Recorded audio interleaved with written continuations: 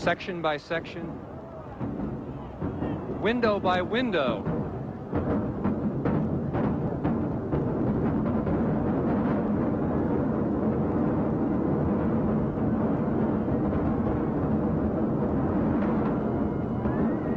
And then the whole building seemed to be engulfed by those flames.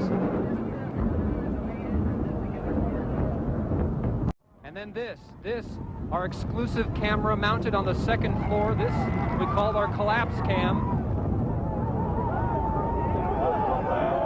You could see as the charges went off on the bottom, the building hung there and then slammed down on top of our camera. It looks like it's alive there for a while. Chunks of the building actually sticking to the outer portion of our lens.